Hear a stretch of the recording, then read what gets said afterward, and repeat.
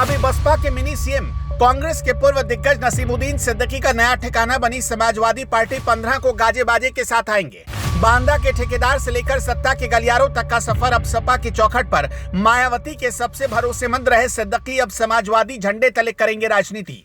कुर्सी की तलाश या वजूद बचाने की जंग, मुस्लिम राजनीति का बड़ा चेहरा, पाला बदलने के माहिर खिलाड़ी नसीमुद्दीन का अगला प्लान मायावती को करेगा परेशान। उत्तर प्रदेश की सियासत में पाला बदलने के उस्ताद और कुर्सी के मुंह में दर दर भटकने वाले नसीमुद्दीन सिद्दीकी ने एक बार फिर अपना नया ठिकाना ढूंढ लिया है।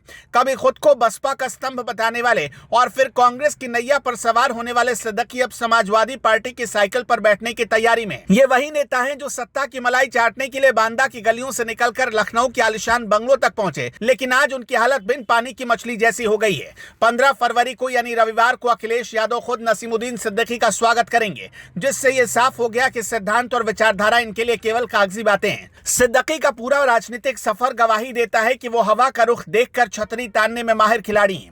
नसीमुद्दीन सिद्दीकी का जन्म 4 जून 1959 को बांदा जिले के किसान परिवार में हुआ था, लेकिन उनके सपने खेती किसानी तक सीमित नहीं थे। राजनीति के अखाड़े में उतरने से पहले वो रेलवे में छोटे मोटे ठेके लेने का काम करते थे। ठेकेदारी के दौरान ही उनकी मुलाकात बहुजन आंदोलन के नेताओं से हुई और यहीं से उनके भीतर सत्ता की हवस जागी। साल 1988 में उन्होंने बांदा नगर पालिका के अध्यक्ष पद का चुनाव लड़ा, लेकिन जनता ने उन्हें सिरे से नकार दिया और वो बुरी तरह हार गए। इस हार ने उन्हें समझा दिया कि बिना किसी बड़े नाम के सहारे वो आगे नहीं बढ़ पाएंगे, जिसके बाद उन्होंने बसपा का दामन थाम लिया। बसपा में शामिल होने के बाद नसीमुद्दीन ने काशीराम और मायावती का भरोसा जीतने के लिए खूब पसीना बहाया। साल 1991 में वो पहली बार बांदा से विधायक चुने गए और रातों रात बसपा के बड़े मुस्लिम चेहरे बन गए। हालांकि 1993 के चुनाव में उन्हें हार का मुंह देखना पड़ा, लेकिन मायावती ने उन पर मेहरबानी दिखाते हुए उन्हें विधान परिषद भेज दिया।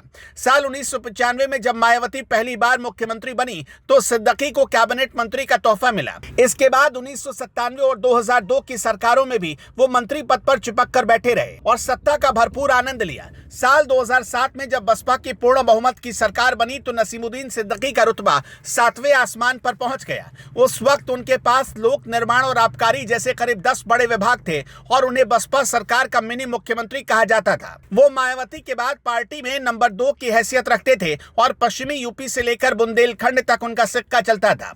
उनकी पत्नी हुस्ना सिद्दीकी को भी एमएलसी बनाया गया, जिससे ये साफ होता था कि सिद्दीकी परिवार का बसपा पर पूरा कब्जा हो चुका है।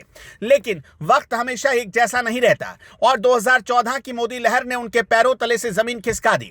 साल 2017 के विधानसभा चुनाव में बसपा की करारी हार के बाद मायावती का गुस्सा सिद्दीकी पर फूट पड़ा।